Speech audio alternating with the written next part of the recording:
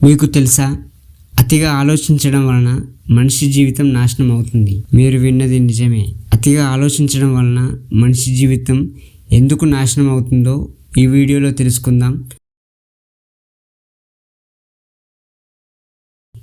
మనల్ని తప్పుదారి నెట్టేది ప్రపంచం కాదు, మనసు తయారు చేసే ప్రపంచమే. అతిగా ఆలోచించడం జీవితంపై అదృశ్య ఫైన్ లాంటిది. ప్రతి ఒక్క మనిషి రోజుకు 8 గంటలు తన మనసుని క్రియేట్ చేసిన ప్రపంచంలోనే గడుపుతాడని మీకు తెలుసా? నిద్ర తప్ప మేల్కొని ఉన్న సమయంలో సగం మనం ఊహా ప్రపంచంలోనే తిరుగుతాం. ఇది ఒక గవర్నమెంట్ పన్ను లాంటిది, కానీ ఇది ప్రభుత్వం కాదు, మన మెదడు వేసే పన్ను. అతిగా ఆలోచించడం మతిమరుపుకు ఒక ముసుగు. ప్రతి మనిషి రోజుకు 30,000 నుండి 70,000 ఆలోచనలు వస్తాయి. కానీ నిన్న వచ్చిన ఏ స్పష్టమైన ఆలోచన ఈరోజు గుర్తుందా? లేదు కదా. ఎందుకంటే అతిగా ఆలోచించడం అంటే తెలివి ఎక్కువ ఉందని కాదు, మర్చిపోవడం అలవాటైందంటే ఆలోచనలు ఎక్కువగా వస్తాయి, కానీ వాటి శబ్దం మాత్రం మనల్ని అలసటగా మార్చేస్తుంది. మనసు నుండి పారిపోలేం. కొంతమంది తమ ఆలోచనల నుండి తప్పించుకోవడానికి కొత్త నగరాలు వెతుకుతారు, కొత్త వీధులు, కొత్త దేశాలు, కొత్త గదులు. కానీ ఒక నిజం మాత్రం నీ నీడలా వెంటాడుతుంది. నీ మనసుని నువ్వు ఎక్కడికి వెళ్ళినా తీసుకెళ్తావు. విమానంలో కూర్చుని ప్రదేశం మార్చవచ్చు, కానీ నీ ఆలోచనలు మాత్రం నువ్వు మార్చకపోతే అవి నీ వెంటే వస్తాయి. అతిగా ఆలోచించడం తక్కువ స్థాయి నుండి పుడుతుంది. చాలామంది సమయం ఒకేలా ఉంటుందని అనుకుంటారు. గతం గురించి ఆలోచించడం కానీ, భవిష్యత్తు గురించి ఆందోళన పడడం కానీ, గతాన్ని సరిచేయడం, భవిష్యత్తును నిర్మించడం ఆలోచనల కన్నా 100 రెట్లు బలమైన పనిని విజేతలు చేస్తారు. నీలో ఉన్న నెగిటివ్ ఆలోచనను నమ్మవద్దు, కానీ నిజం ఇంకా లోతు ఆలోచన. అది నీ మైండ్ దాటి బయటికి రాకపోతే అది నిజమా కాదా చెప్పలేం. కాబట్టి నీ ఆలోచనను ఇలా బయటకు తీయి. ఒక పెన్ తీసుకొని రాయి. నీతో నువ్వు మాట్లాడు. నడుస్తూ ఆలోచించు.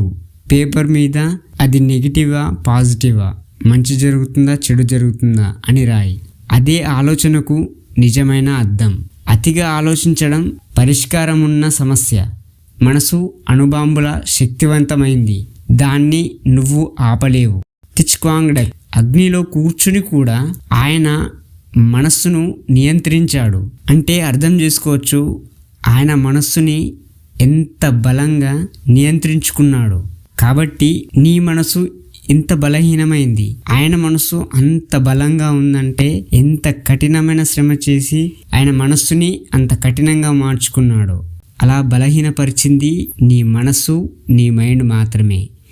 దాన్ని నువ్వు ఇంకా అర్థం చేసుకోలేదంతే. నిర్ణయం కాదు, ప్రయోగమే నీ ఆయుధం. ఊహ కంటే నిజం తెలివైనది. నీ జీవితాన్ని ప్రయోగంలో చూడు. ఒక చిన్న అడుగు వేయి. ఫెయిల్ అయితే దారి మార్చు. ఈ ధైర్యమే ఆలోచనలను ఓడిస్తుంది. నీ ఆందోళనకు టైం టేబుల్ పెట్టు. నీకు వచ్చే నెగిటివ్ ఆలోచనలను ఒక పేపర్పై రాయు. తర్వాత నెక్స్ట్ మార్నింగ్ అవి ఒకసారి చదువు.